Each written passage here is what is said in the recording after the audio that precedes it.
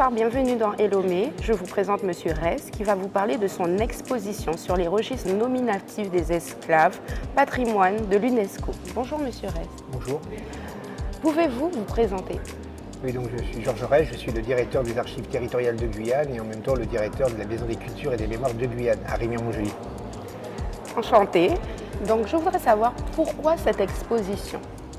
Cette exposition est faite à l'occasion de l'inscription au registre Mémoire du Monde des registres nominatifs d'esclaves des anciennes colonies françaises, donc les Antilles, la Guyane, la Réunion et Haïti, enfin ex-Saint-Domingue, Haïti.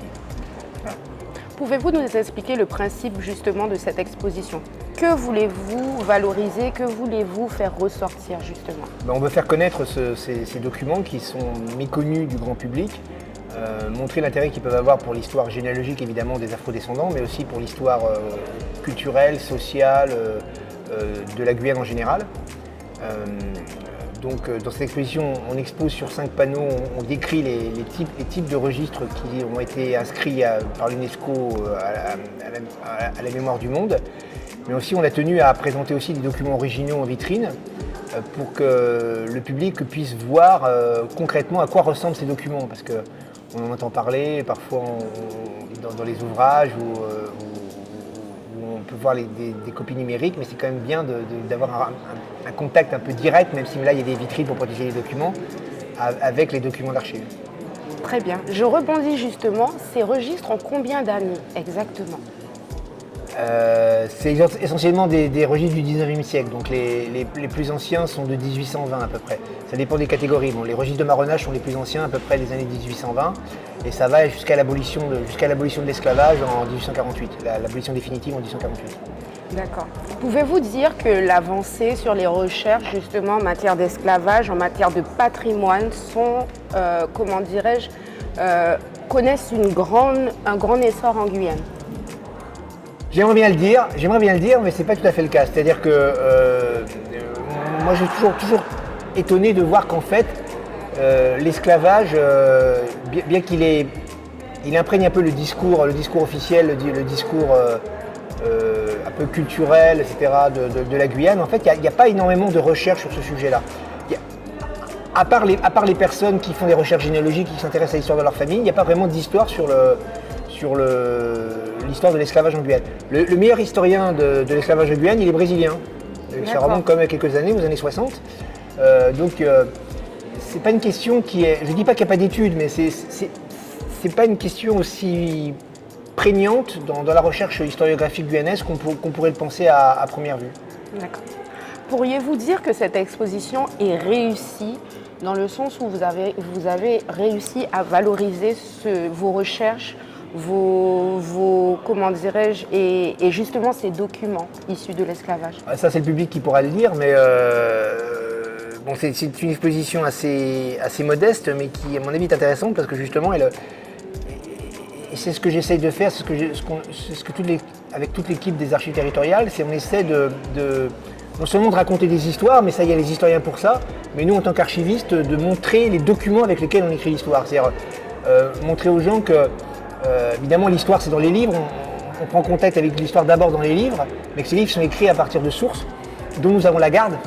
Donc, avec tout un travail derrière qu'on ne peut pas détailler, mais qui est important. C'est pas simplement de la garde, il y a tout un travail d'analyse, de description, de conservation, de préservation, etc., éventuellement de restauration, etc. Et moi, j'ai toujours à cœur, dans nos expositions, dans nos manifestations, même dans nos conférences, de revenir aux documents et de montrer que voilà, de faire découvrir et de valoriser ce patrimoine écrit lui-même, la source, vraiment la source fondamentale, la source de base de l'histoire de la Guyane. D'accord. Peut-on justement qualifier ces registres de preuves, justement? Alors c'est difficile, ça dépend ce qu'on entend par preuve, c'est-à-dire que... preuve historique. Nous, notre travail d'archiviste, c'est de garantir l'origine et la provenance des archives. C'est-à-dire aux historiens ou aux gens intéressés, voilà, ces documents, ils viennent de tel endroit, ils ont été produits à telle époque, dans tel contexte, par telle personne, pour tel but.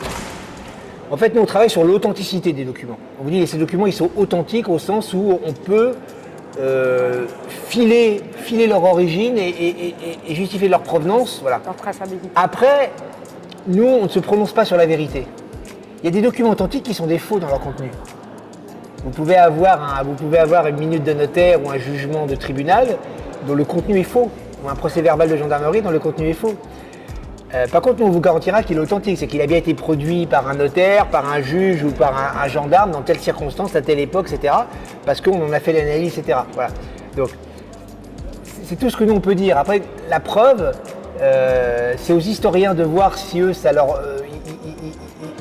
ils estiment que c'est une preuve pour le discours historique qu'ils essaient de construire. Ce sera aux juristes de montrer si c'est une preuve pour la procédure judiciaire qu'ils mènent ou une personne qui fait une recherche administrative, savoir si ça va lui servir de preuve pour justifier son droit administratif. Voilà. D'accord. Une inscription au patrimoine de l'UNESCO, est-ce une grande victoire pour la Guyane? Qu'en pensez-vous? Je pense que c'est important, c'est-à-dire que la mémoire du monde de l'UNESCO, aujourd'hui, c'est 500 documents ou groupes de documents dans le monde entier sur les 5 continents. Donc c'est les documents que l'UNESCO estime comme vraiment extrêmement importants pour la mémoire du monde. Parce que, pour exagérer, je dirais, si on détruisait tout, il faudrait garder ces 500 documents-là qui sont fondamentaux pour que le monde connaisse son histoire, connaisse son identité, etc. Donc le monde entier sur les 5 continents. Donc que les registres nominatifs d'esclaves des anciennes colonies françaises soient dans cette inscription-là, c'est très valorisant. Ça met en lumière en plus de ces documents-là, donc ça va apprendre aussi à plein de gens extérieurs que ces documents existent, etc. Ils vont être traités à part égale que des documents extrêmement prestigieux qui peuvent être dans le registre mémoire du monde. Donc si ça ne nous apporte aucun intérêt matériel, c'est quand même très important pour la reconnaissance de la qualité du patrimoine écrit dont mes collègues des autres territoires d'outre-mer et nous en Guyane avons la charge. D'accord. Pourquoi avoir choisi le musée des cultures et des mémoires de Guyane comme lieu d'exposition? C'est pas le musée, c'est la maison des cultures et des mémoires de Guyane. Pardon, excusez-moi. Tout simplement parce que c'est là que sont installées les archives territoriales. C'est là que nous avons nos fonds et que nous avons nos salles de lecture et c'est là que nous travaillons. Donc c'est notre lieu naturel d'exposition et de manifestation. D'accord. Je vous remercie beaucoup pour votre participation à cette émission qui s'appelle Elomé. Et Elomé vous remercie pour aujourd'hui. Bonne fin de journée et merci Monsieur Rex pour votre accueil. C'est moi qui vous remercie.